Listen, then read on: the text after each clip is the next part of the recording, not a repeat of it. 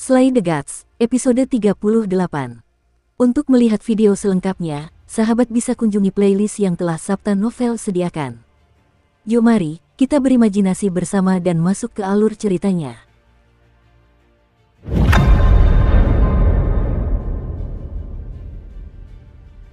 Ledakan. Pria kurus itu menghancurkan aspal dengan satu tendangan, meninggalkan lubang dalam yang dipenuhi urat laba-laba.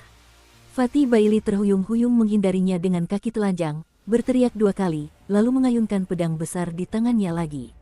Bayangan pedang itu bagaikan seekor naga, menyapu bumi. Pria kurus itu melompat dengan kencang, melompat setinggi 4 atau 5 lantai. Setelah menghindari bayangan pedang, ia mendarat dengan ringan dan mendarat dengan mantap di atas lampu jalan. Ketika Bailey Pangpang mendengar serangkaian ledakan yang datang dari kejauhan, matanya berangsur-angsur menyala. Cao Yuan, tunggu sebentar lagi, bala bantuan akan datang, Bailey Pangpang melihat dari kejauhan bahwa Cao Yuan yang gila telah memaku pria dengan 3 pedang ke tanah. Ia menyeringai dan memotong-motongnya dengan pisau. Darah berceceran di wajahnya. Dari sudut manapun ia memandangnya, ia tampak seperti pembunuh bejat. Adegan ini membuat Bailey Pangpang bertanya-tanya siapa penjahat sebenarnya. Cao Yuan yang lepas kendali benar-benar kehilangan akal sehatnya. Meskipun ia telah membacok manusia 3 pisau hingga mati, ia masih tenggelam dalam kenikmatan pembantaian dan bahkan tidak terpikir untuk membantu Bailey Pangpang. Padahal sudah baik dia tidak mencincang Bailey Pangpang menjadi beberapa bagian.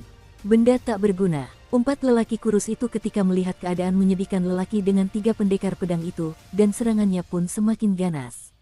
Namun, bagaimanapun ia menyerang, Bailey Pangpang yang tampak kikuk itu bagaikan ikan loah yang lincah, selalu mampu menghindari serangannya, lalu membalas dengan serangkaian hal aneh yang membuatnya mual hingga mati. Hei, lihat cerminku yang tak terkalahkan.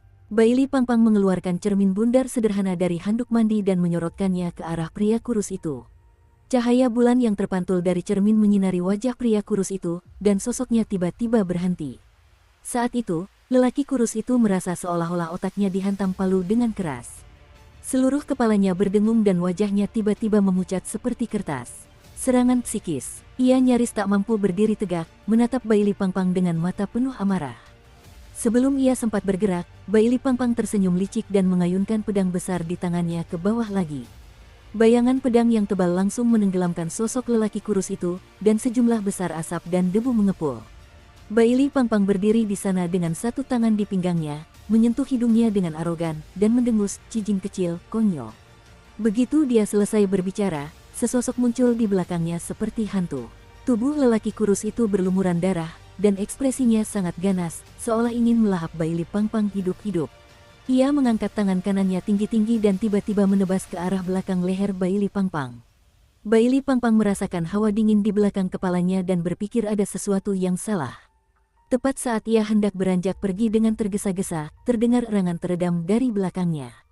Seorang pria berpakaian hitam dan bertopi pria muncul di belakangnya, memegang pisau lurus. Ujung pisau itu menembus jantung pria kurus itu, dan darah menetes dari ujung pisau ke tanah.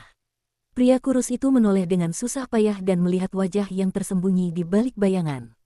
Ia membuka mulut seolah ingin mengatakan sesuatu, tetapi pria itu mencabut pisaunya dengan cepat dan bersih. Darah berceceran di mana-mana dan pria kurus itu pun tewas. Bailey Pangpang melihat pendatang baru itu dan berkata dengan heran, "Kie, kamu di sini juga?" Lin Kie menyarungkan pisaunya dan mengangkat bahu. "Aku hanya ingin mampir dan melihat-lihat, sekadar menunjukkan keramahanku." Siapa tahu, tatapan Lin Kie tertuju pada kejauhan, alisnya sedikit berkerut.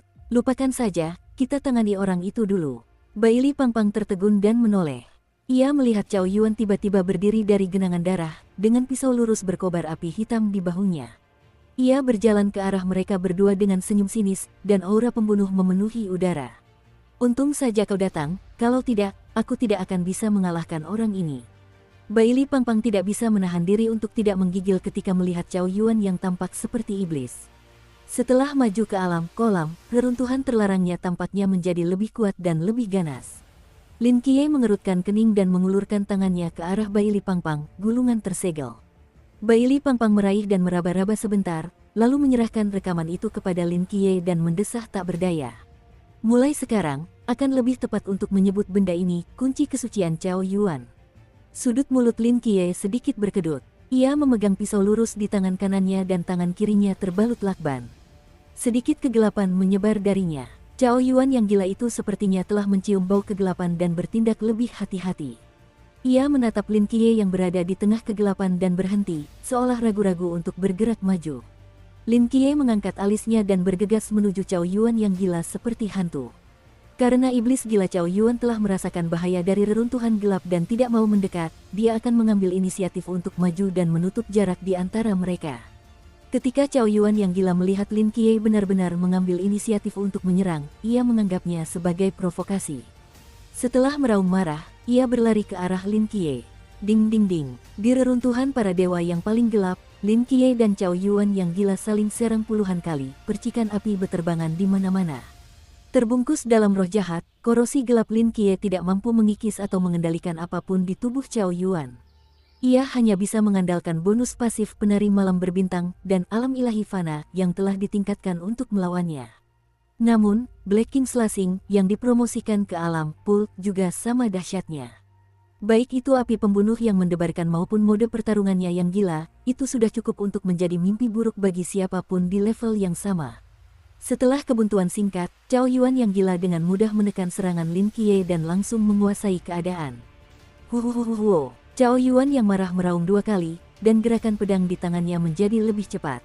Lin Qiye berjuang keras untuk menangkis serangannya, sedikit mengernyit. Saat berikutnya, cahaya keemasan yang menyilaukan keluar dari matanya. Kekuatan ilahi seraf memang layak menjadi musuh bebuyutan Cao Yuan yang gila. Lin Qiye hanya memelototinya, dan sebagian besar energi jahat di tubuh Cao Yuan terguncang, membuatnya terhuyung dan jatuh ke belakang. Tanpa ragu sedikit pun, Lin Qiye membuka kunci kesucian Cao Yuan di tangannya, dengan cepat mengunci tubuh Cao Yuan, lalu melesat ke belakangnya, menarik pita itu dengan tangannya, dan tiba-tiba mengerahkan kekuatan. Ledakan. Lin Qiye mengandalkan fisiknya yang kuat di malam yang gelap dan melemparkan Cao Yuan yang gila ke bahunya, menabrakkannya ke bangunan rendah di dekatnya. Asap tebal mengepul saat Lin Qiye berdiri di sana dengan pisau lurus di tangannya, menyipitkan matanya saat dia melihat ke dalam bangunan rendah. Setelah beberapa saat, Cao Yuan, yang telah kembali ke wujud manusianya, memanjat keluar jendela dengan susah payah, batuk beberapa kali, dan perlahan-lahan melepaskan lakban di lehernya dengan tangannya. Qianye, bisakah kamu bersikap lebih lembut lain kali? Cao Yuan mengusap lehernya yang meninggalkan bekas cekikan, lalu menatap Lin Qiye yang berbicara dengan nada mengeluh. Kau baru saja memukulku dengan keras. Lin Qiye menyarungkan pisaunya tanpa ekspresi dan berkata perlahan. Menyimpan dendam, Lin Qiye tidak menjawab pertanyaannya, melainkan mendongak menatap langit. Saat ini, ruang udara tak terkendali telah hancur, dan di atas langit, tidak ada tanda-tanda api di lantai atas hotel yang terbakar telah padam. Pertempuran para instruktur masih berlangsung. Musuh yang mereka hadapi sekarang pasti berasal dari wilayah Chuan. Untungnya, kita langsung terjun. Cao Yuan menyaksikan pemandangan ini dan mendesah pelan. Lin Qiye mengambil kotak hitam di tanah dan berbalik untuk berjalan ke seberang jalan. Kita tidak sanggup menghadapi musuh sebesar itu. Daripada berdiri di sini dan meningkatkan risiko terekspos, kenapa tidak pergi makan mie? Semangkuk mie babi suwir, semangkuk mie daging babi, semangkuk mie sapi rebus dengan iga babi, ayam vegetarian, daging babi suwir, telur, tahu kering, dan mie. Mereka bertiga menemukan tempat duduk acak di kedai mie. Lokasi kedai mie ini sangat terpencil, jauh dari jalan utama, dan papan namanya sudah compang camping. Namun, aroma mie yang tercium dari dalam sudah tercium dari kejauhan. Saat itu sudah lewat pukul 10 malam, dan Lin Qiye beserta rombongan adalah satu-satunya yang duduk di meja di seluruh kedai mie. Mereka tidak memilih duduk di bagian depan toko yang remang-remang, melainkan duduk di meja kecil di pintu masuk kedai mie. Di gang yang sunyi dan remang-remang, cahaya terang dari dapur, berpadu dengan lampu neon warna-warni dari toko dewasa di sebelahnya, jatuh di atas meja kecil berwarna biru keabu-abuan. Di kota yang bising ini, ia adalah cita rasa yang unik. Maksudmu makan mie di tempat seperti ini? Baili Pangpang melihat sekeliling, mencondongkan tubuh ke telinga Lin Qiye dan mengeluh dengan suara rendah. Mengingat situasi kita saat ini, bolehkah aku mengajakmu makan malam di hotel besar? Lin Qiye memutar bola matanya. Kita harus memilih sudut seperti ini, di mana tidak ada yang datang. Baru setelah itu kita bisa makan dengan tenang. Aku mengerti, kaulah yang berpikir jangka panjang. Dan aku hanya punya cukup uang untuk mentraktir kalian makan mie di sini. Jangan khawatir, meskipun tokonya tidak terlihat bagus, rasa mie-nya benar-benar luar biasa, imbuh Lin Qiye. Tak lama kemudian, 3 mangkuk mie panas mengepul tersaji di meja makan kecil. Di tengah malam, aroma mie yang kaya terasa begitu hambar, namun begitu menakjubkan. "Bos, berapa totalnya?" Lin Qiye mengeluarkan dompetnya. Mie babi suwir harganya 10 yuan, mie babi cincang harganya 12 yuan, dan punya anak muda ini 42 yuan, totalnya 64 yuan. Si bos mengulurkan tangannya sambil tersenyum. Tangan Lin Qiye tiba-tiba berhenti di udara. Dia harus membayarnya sendiri. Lin Qiye mengeluarkan koin 20 dolar dan 2 koin 1 dolar dari dompetnya, menyerahkannya kepada bos, lalu menunjuk ke arah Bai Li Pangpang dan berkata. Tubuh Bai Li Pangpang bergetar, "Qiye, bukankah kamu bilang akan mentraktirku?" "Aku berubah pikiran." Bai Li Pangpang ragu sejenak, "Bos, bisakah Anda membayar dengan kartu kredit di sini?" Pada akhirnya, Cao Yuan mengeluarkan selembar uang 50 yuan yang kusut dan membayar makanan Bai Li Pangpang, tetapi sebagai gantinya, Bai Li Pangpang harus membayar makanan dan akomodasinya untuk beberapa hari ke depan. Bukan karena Lin Qiye pelit, kali ini ia hanya membawa 50 yuan, berpikir itu cukup untuk membeli mie. Tapi ia tidak menyangka, mendesis. Mereka bertiga makan mie sambil membicarakan pertempuran yang baru saja terjadi. "Jadi, kalian diserang langsung." Mereka meledakkan lantai 90 dengan akurat. Lin Qiye mengerutkan kening setelah mendengarkan penjelasan kedua orang itu. Dukung terus channel YouTube Sabta Novel. "Iya, apa kau tidak lihat aku masih terbungkus handuk?"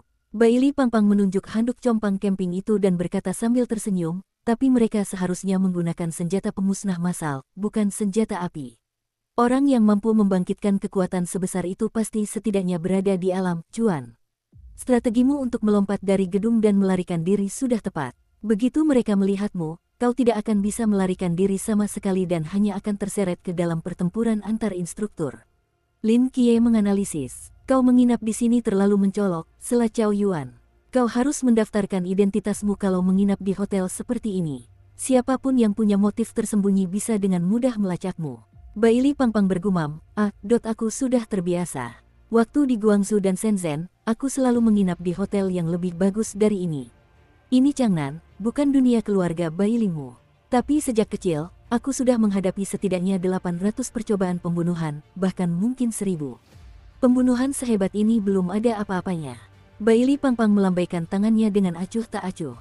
Cao Yuan mengangkat bahu, sepertinya menjadi putra keluarga kaya tidaklah semudah itu. Tepat saat ketiganya tengah berbicara, 4 sosok lainnya berjalan masuk dari luar. "Kak Sen, kita sudah makan mie 2 kali berturut-turut. Malam ini, apakah kita makan mie lagi?" "Tahu apa kamu? Mie adalah makanan khas Changnan. Ini kesempatan langka, jadi bagaimana mungkin kita tidak mencobanya sesekali?" Sen Qingzu, bersama Deng Wei, Li Jia, dan Li Liang, masuk dari luar dengan sangat arogan. Bahkan sebelum mereka tiba, mereka sudah berteriak, "Bos, 4 mangkuk mie kuah bening." "Oh, kamu lagi. Kamu sudah makan mie kuah bening 2 kali berturut-turut, dan sekarang kamu mau ini?" kata bos itu terkejut ketika melihat keempat orang itu. Kanan, Sen Qingzu berjalan ke pintu toko dan tercengang ketika melihat 3 orang duduk di sana makan mie. "Anda, hei, kakak Za juga ke sini untuk makan mie." Bai Li Pangpang menyapa Sen Qingzu dengan setengah daging babi di mulutnya. Lin Qiye dan Cao Yuan juga mengangguk padanya. "Kita semua adalah kawan yang telah melewati setengah tahun neraka bersama. Meskipun kita jarang berinteraksi di hari kerja, kita tetap memiliki rasa persaudaraan." Sen Qingzu bersenandung, tatapannya tertuju pada wajah harum ketiga orang itu, dan dia mengerutkan bibirnya. Mendeguk, "Saya tidak tahu siapa yang menelannya, tetapi suaranya sangat jelas di gang sepi ini." Sen Qingzu menoleh ke belakang dan melihat ketiga pengikutnya menundukkan kepala. Ia mendongak ke daftar harga yang tergantung di tengah toko, dengan tatapan bingung. "Bos, tolong ganti dengan 3 porsi mie babi suwir dan 1 porsi mie kuah bening." Sen Qingzu duduk di meja di sebelah Lin Qiye dan berteriak ke dalam toko. "Oke, mie babi suwir harganya 10 yuan per mangkuk, dan kuah beningnya 6 yuan, totalnya 36 yuan." Sen Qingzu mengeluarkan dompetnya, mengeluarkan beberapa lembar uang kertas kusut, meletakkannya di meja makan, dan kemudian segera menyimpan dompet itu. Lin Qiye hanya perlu menggunakan kekuatan mentalnya untuk memindai dan dia tahu bahwa dompetnya benar-benar kosong. Dia menghitung harganya. "Kakak Sen, kenapa kamu makan mie babi suwir lagi? Kurasa kamu akan bosan makan sup bening begitu banyak, jadi aku akan memberimu variasi rasa." "Bagaimana denganmu, Saudara Sen?" "Saya suka sup bening." Sen Qingzu mengangkat kepalanya dengan bangga. Kesederhanaan dan kemurnian adalah makna sejati Mi. Ketiga pengikut itu saling berpandangan, menundukkan kepala dan tidak berkata apa-apa. Sen Qingzu sepertinya teringat sesuatu dan menoleh ke arah Lin Qiye. Ngomong-ngomong, apakah kamu baik-baik saja dengan luka yang kamu alami di mobil tadi? Lin Qiye menggelengkan kepalanya. Tidak apa-apa. Sen Qingzu bersenandung, ragu sejenak, lalu berkata, terima kasih untuk itu. Jika kau tidak menghalangi pecahan-pecahan itu, kita semua pasti sudah terluka. Saudara Za, kapan kamu menjadi begitu sopan?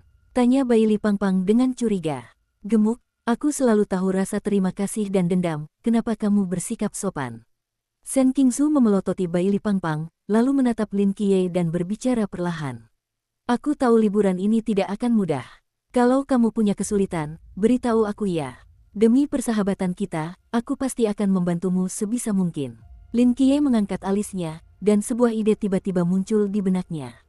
Jadi, sebenarnya aku punya kesepakatan bisnis yang ingin kubicarakan denganmu, kata Lin Qiye.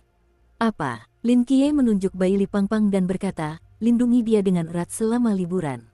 Semua orang yang hadir, termasuk Baili Pangpang, tercengang. Dia, tatapan Sen Qingzu jatuh pada Baili Pangpang, dan alisnya sedikit berkerut. Sebagai gantinya, dia akan membayarmu 1.000 yuan sebagai biaya perlindungan setiap hari. Bagaimana? Lin Qiye melanjutkan kalimatnya. Tubuh Sen Qingzu bergetar hebat. Ia menatap mata Lin Qiye, bertanya-tanya apa yang sedang dipikirkannya. Setelah beberapa saat, dia berbicara perlahan. Bisa. Lalu, ia menunjuk ketiga pengikutnya dan berkata, tapi kesepakatan ini hanya melibatkan saya. Ketiga orang ini tidak dihitung. Membuat kesepakatan.